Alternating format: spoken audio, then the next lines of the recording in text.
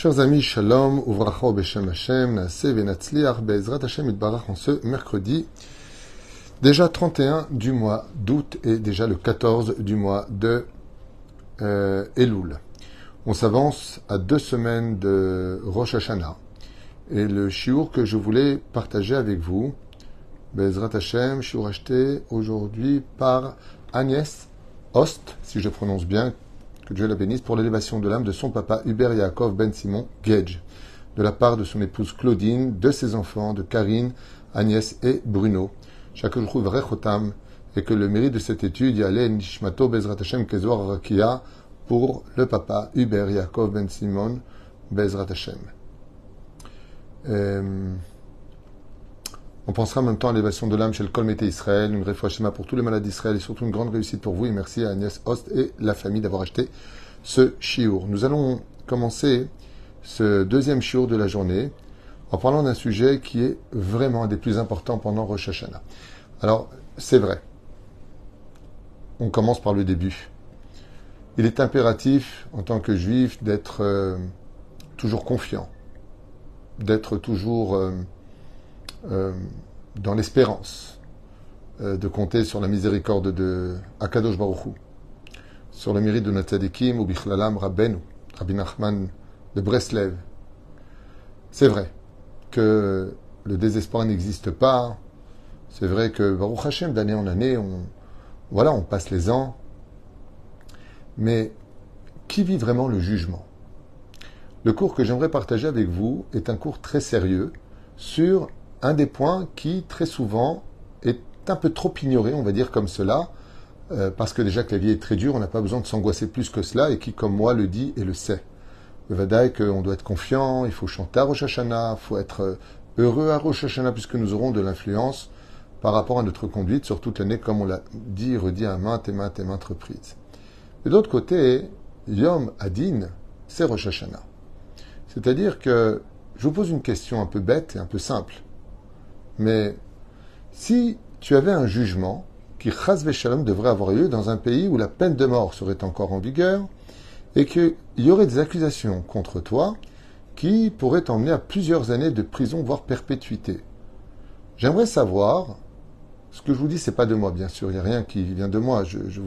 J'ai noté chez moi des enseignements de nos chachamim qui, quand venait le mois d'Elul, ils étaient blancs, ils tremblaient, ils étaient si mal que ça. Mon Rav lui-même, à Jérusalem, pendant cette période du mois d'Elul, n'est pas serein, il est mal, et pourtant il étudie la Torah du matin au soir. Et quand un jour je lui ai demandé, mais pourquoi il était dans cet état, il m'a dit, comment tu me poses la question? Rosh Hashanah arrive et tu veux que je sois comment? Alors, il n'y a pas de désespoir, on l'a vu, il ne faut pas s'angoisser, à Kol Tov, il faut se renforcer, patati patata. Alors, mon Rav avait répondu, oui, si tu fais ce qu'il faut, alors tu n'as pas besoin d'avoir peur. Mais quelle est la pire chose qui pourrait nous arriver pendant Rosh Hashanah ou arriver à Rosh Hashanah?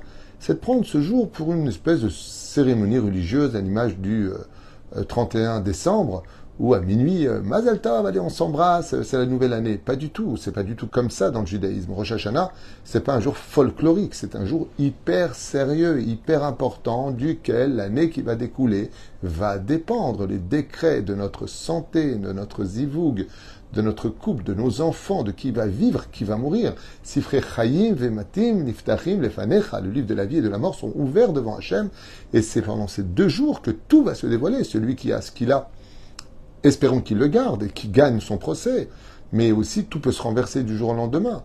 Vous savez, ça me rappelle l'histoire de, je parlais de ça tout à l'heure avec Lionel qui s'occupe de la diffusion. Je parlais d'un influenceur, à ce qui paraît, donc c'est lui qui me racontait, vous savez, un homme qui faisait comme ça avec du gros sel, il faisait tomber du sel sur de la viande ou je sais pas quoi, et puis du jour au lendemain, il a complètement disparu parce qu'il aurait fait une seule petite erreur, alors qu'il avait des millions d'abonnés, que les gens allaient jusqu'en Turquie dans son restaurant, un homme qui coupait de la viande bizarrement comme ça, un truc de fou, bon, peu importe, et tout le monde était fan de lui, et tout le monde l'imitait. Du jour au lendemain, complètement disparu pour une seule erreur. Et comme il m'a expliqué, à ce qui paraît, il a levé une coupe de football en la prenant d'un footballeur qui a déplu à tous les internautes et qui ont tous rentré dedans. Un homme qui était en haut est descendu en bas en une seule journée. En une seule journée. Lui qui est invité partout n'est invité nulle part. Son restaurant qui était plein, c'est complètement vidé. Macara. Rien n'est acquis. Et quand on rentre avec la réalité que rien n'est acquis, qu'aujourd'hui on a une bonne santé, voilà, j'ai un ami que j'aime particulièrement, sans vous angoisser, parlons de réalité. Ben, tout allait bien, il n'a jamais été malade, on lui a découvert et la maladie, et les reins ne fonctionnent plus, donc dialyse, et il a perdu son travail à la totale. En l'espace de l'an dernier, de Rosh Hashanah, tout a été décrété. Et je connais aussi des gens qui étaient complètement ruinés et qui ont gagné beaucoup d'argent cette année, relevés. Il y a eu beaucoup de mariages, il y a eu beaucoup de naissances, il y a eu beaucoup de bonnes nouvelles. Comme pour le meilleur, comme pour le pire, les décrets ont lieu. Comment pourrions-nous avancer vers Rosh Hashanah sans être un peu plus sérieux que ce côté un peu folklorique qui nous accompagne pendant les slichot, où on parle à la synagogue, on garde nos portables. Oh, Rosh Hashanah arrive. Et d'où la question que posent nos chachamim. Est-ce que si tu avais un jugement dans un pays où la peine de mort, chas v'shalom, serait en vigueur, ou que la prison t'attendrait pour plusieurs années, voire à perpétuité, est-ce que nous chercherons les meilleurs avocats, quoi que cela nous en coûte? C'est une question que je pose. Est-ce que si maintenant on avait un procès duquel notre vie pourrait dépendre, ou que notre avenir pourrait dépendre, combien on serait prêt à dépenser pour le meilleur avocat du monde? Combien on prierait? Combien on serait mal? Combien on se remettrait en question? La nuit, on n'arriverait pas à dormir. On chercherait dans... Je me rappelle que quelqu'un, une fois, une personne de ma famille avait un procès, mais vital. Et pendant 7 jours, alors que les avocats travaillaient pour lui, il était dans les dossiers en train de regarder sur Internet les lois, quelles failles il pouvait trouver, quelles vices de forme pour s'en sortir, utilisant les lois. Mais il ne dormait pas. Est-ce qu'il y en a un parmi nous qui ne dort pas parce qu'il y a Rosh Hashanah qui arrive? Bidjouk à faire. Rosh Hashanah arrive, Mazel Tov, tu fais où les fêtes, qui t'invite, où tu vas. Oh, on parle du jour où on ne sait pas où tu vas, babouche, l'an prochain. Est-ce qu'il y aura une guerre, il n'y aura pas de guerre? Est-ce que tu vas vivre, est-ce que tu vas pas vivre? Est-ce que tu vas te marier? Est-ce que tu vas divorcer? Est-ce que tu vas avoir des enfants? Est-ce que tu n'auras pas d'enfants? Est-ce que tu vas retrouver la santé? Est-ce que tu vas tomber malade? C'est de ça dont on parle à Rosh Hashanah. C'est le jour où il faut prendre, mamash, tout ce qu'on a en nous, comme on l'a dit à l'instant. Qui ne prendrait pas le meilleur avocat sans compter? On prendrait même un prêt à la banque. Et c'est pour ça que nous, à Rosh Hashanah, on doit avoir le plus d'avocats possible. Et les avocats, c'est les anges. C'est l'accomplissement des mitzvot. L'ikbo etim la Torah, de voir qu'est-ce qui manque encore chez nous. Pour ne pas arriver honteux devant Hachem. Pour arriver avec Bezrat Hachem, le fait de dire, bien sûr que je rentre à Rosh Hashanah avec la tête reposée, parce que j'ai fait ce qu'il fallait faire. Vous savez ce que c'est Rosh Hashanah, chers amis? Vous voyez, ce shiur est fait pour l'élévation de l'âme d'une personne. Quand il est arrivé en haut, c'était son Rosh Hashanah. Il a été jugé sur tout ce qu'il a pensé, parlé et fait toute sa vie durant, de sa naissance jusqu'au moment où il a rendu son âme. Du début à la fin, tout a été analysé, pour le meilleur comme pour le pire. Plus on prendra avec nous d'avocats, comme on le ferait pour un procès qui nous risquerait la prison en perpétuité, mais on ne veut pas y aller. Oh, mais c'est sérieux. Pourquoi t'as pas le moral? Écoute, je suis pas bien en ce moment, j'ai un procès. Mais qui est comme ça? Alors bien sûr, nous, on va pas être mal, puisque, comme c'est marqué dans la paracha de Kitavo, la raison qui nous mène à fauter, c'est le manque de joie de vivre. Donc, on va être heureux de vivre, parce qu'on sait qu'à Kadosh Baruch Hu, en plus ça tombe ce Shabbat, cette année magnifique, Shabbat Rosh Hashanah, c'est Shabbat Shalom. Donc, le premier jour qui est le plus dur, il tombe le jour du Shalom. Donc, on est vraiment heureux pour cette année, on a de la chance. Mais est-ce qu'on va profiter de cette chance intelligemment, ou la laisser choir et continuer à parler dans les synagogues, à toujours s'insulter les uns et les autres, toujours ignorer les mitzvot et la Torah, toujours être aussi médiocre, ou est-ce qu'on va commencer, Bezrat Hashem, à dire, tu sais quoi? Rosh Hashanah, c'est le début d'une nouvelle année. Moi aussi, je vais me renouveler. Parce que ce jour est à prendre au sérieux. Ce jour est tellement puissant, tellement important, Rosh Hashanah, qu'il est accompagné de 7 jours de réflexion, puis de Yom Kippour, puis de Sukkot, puis de Hoshana Rabbah, puis de Shmini Atzeret avec Simchat Torah. Pour pouvoir quitter cela, eh bien, nous trouvons Be'etzem. Pardon, je n'ai pas compris. En ce jour, oh mon papy. Ah, que Dieu repose son âme, Bezrat Hashem. Lor Hashem Tenachenu Began Eden Elyon. Mais c'est exactement ça, vous avez raison de le marquer. Vous avez bien raison de le marquer. Là, c'est le Rosh Hashanah du papy qui vient d'être enterré. Mamash, maintenant, il va monter, donner des comptes. Et comme on est mal. C'est pour ça qu'on s'assoit le deuil et on lève les choses. Alors bien sûr, ce n'est pas un cours qui vous encourage à être malheureux. Bien au contraire. Vous savez pourquoi? Parce que seul celui qui a compris le sérieux de ce monde peut se permettre d'avoir de l'humour et de rigoler. Mais si tu crois que ce monde t'es venu rigoler et que tout est à prendre à la plaisanterie, tu ferais mieux d'être sérieux. Voilà ce que nos chachamim nous font partager de leurs études et ils savent de quoi ils parlent. Et la reine, c'est la première des choses. Il serait même permis, selon quelques possibilités, de jeûner. Alors vous avez les poskim, alors nous on n'a pas ce minag en tant que Sfaradim, mais il y en a qui jeûnent, il faut le savoir, entre Rosh Hashanah et Kippour tous les jours. Mais ce que vous ne savez peut-être pas, c'est qu'il y a des poskim qui disent que Rosh Hashanah est un jour tellement important pour la suite de l'année qu'il y a même des poskim qui disent qu'on peut jeûner à Rosh Hashanah. Alors c'est le jour de Yom Tov. Il y a le seder, le plateau, et qu'est-ce que tu racontes? Oui, mais on parle de ta vie ou de ta mort. On parle de ton avenir. Alors nous, les Sfaradim, on n'a pas ça. Nous, on ne jeûne pas à Rosh Hashanah. Au contraire, on mange, on boit, on est confiant. Mais pourquoi on est confiant? Parce qu'on a chanté les slichot, parce qu'on a demandé pardon, parce qu'on a fait tchouva, parce qu'on va arrêter nos guerres entre les uns et les autres, parce qu'on va essayer d'être plus humble et plus courtois. Voilà pourquoi on se permet d'arriver heureux à Rosh Hashanah. On va adhérer au tzaddik, on va Bezrat Hashem chanter en honneur de Dieu. Les soucis qui doivent être à notre esprit et de sortir pour nous et notre famille, ainsi que notre peuple, gagnant. Bezrat Hashem innocent, Beyom Adin. Encore un enseignement de nos Chachamim qui dit comme ça, que pendant le mois d'Elul particulièrement, que les premiers soucis d'une personne, c'est pas comment vont ses affaires, comment va sa santé, comment va sa famille. C'est pas ça dont il doit s'inquiéter. C'est comment réussir, par contre, à faire gagner le procès devant Hachem le jour de Rosh Hashanah pour lui, pour sa femme, pour ses enfants, pour sa famille, pour son peuple. D'où l'importance de prier de toute son âme et de tout son cœur pour tout le peuple d'Israël jusqu'à Rosh Hashanah. Que Dieu nous pardonne, qu'Akadosh Baruch Hu Bezrat Hashem nous envoie le Mashiach, qu'on n'est vraiment en réalité pas responsable de tout ce qui se passe, que la vie elle est déjà trop dure comme ça, qu'on te demande vraiment humblement pardon, qu'on a trop jugé Hachem, peut-être qu'on aurait dû faire plus d'efforts. C'est des remises en question qui doivent nous mener à reconnaître nos erreurs et de ne pas le recommencer. Parce que celui qui a les clés de tous nos bonheurs est entre les mains d'Hachem. Comme je dis souvent, fais très attention avant de te mettre Hachem sur le dos, parce que le seul perdant, ce sera toi. Faire le plus de mitzvot et améliorer notre teshuva et notre conduite font partie des conditions indiscutables pour arriver Beyom Adin. Donc, rajouter le plus de mitzvot possible, on l'a dit, améliorer notre conduite et notre teshuva. Comment améliorer notre teshuva? C'est la période où, par exemple, si j'avais l'habitude de prier de telle façon, maintenant je priais avec le sidour encore plus concentré. Kiryat Shema, je faisais pas tout, maintenant je vais faire tout le Kiryat Shema. Chaque chose que je faisais dans ma vie qui n'était pas waouh, une personne qui m'a raconté qu'elle faisait de la moitié de Birkat Amazon. Je lui ai dit, si tu fais la moitié de Birkat Amazon, mange la moitié du repas. Ah oui, non, mais c'est déjà bien ce que je fais. Je dis, ok, là, maintenant, à la veille des louls, je te conseille de faire tout ton Birkat Amazon. Parce que, imagine que Dieu te dit, bon, tu sais quoi, je vais te donner la moitié de ta paye l'an prochain. Tu auras les boules. Pourquoi tu me donnes la moitié de ma paye, déjà que c'est dur? Et pourquoi Dieu il ferait la moitié du Birkat Amazon? J'ai pas compris. Il est en solde? Tarchov Ksat.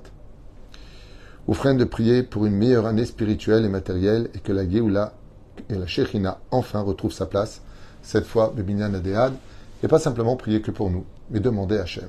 L'un des cris les plus incroyables de Rabbi Nachman de Breslev à propos de Rosh Hashanah, c'est de demander à Hachem.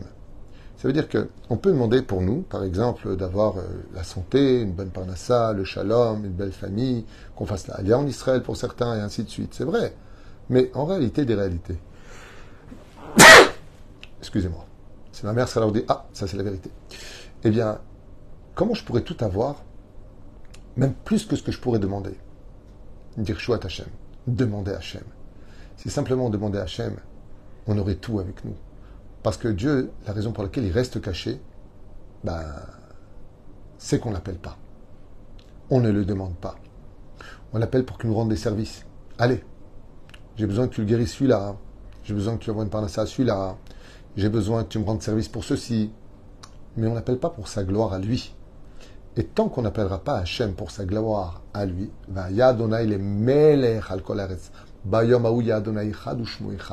le jour où on demandera à Hachem, qu'on le veut lui pour lui, alors le roi des rois apportera toute l'abondance.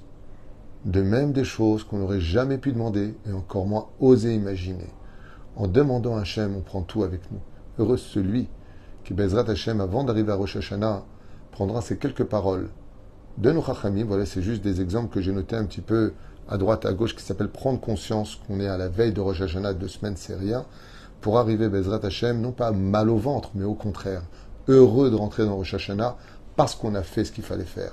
Mais celui qui ne fait pas ce qu'il faut faire, celui qui est encore dans l'assimilation, celui qui mange toujours pas cachère, celui qui ne fait toujours pas la Torah et les mitzvot, lui ferait bien un petit peu de s'inquiéter pour Rosh Hashanah, à un tel point que pour finir, je vous rappellerai que le Shulchan Aruch nous rappelle que quand on rencontre un juif après Rosh Hashanah, à un certain moment, on dit quoi? T'es vivant? Baruch Mechayem Etim. Je ne sais pas si vous comprenez ce que je viens de dire. Tu vois un juif après Rosh Hashanah, qui a passé Rosh Hashanah, tu dis Baruch Mechayem Etim. Quoi, t'as réussi à passer Rosh Hashanah? Comment c'est possible? Pour nous faire comprendre, Béhémet, que Rosh Hashanah c'est un jour sérieux, c'est un jour Kol Baeolam, Kol Maron, Betzem, Ovrim Lefanecha, toutes les créatures du monde passent devant Hachem ce jour-là, et Akadosh Baruch Hu lui-même nous regarde à la loupe, à savoir comment l'année qui arrive, tout va se passer. Tout va être fixé. Ezo le Hereb, Ezo le Shalom. Quel pays va être en guerre? Quel pays va être dans la paix? Quel pays va avoir de l'abondance? Quel pays va perdre son abondance? Tout va être décidé. On ne peut pas prendre ça à la légère.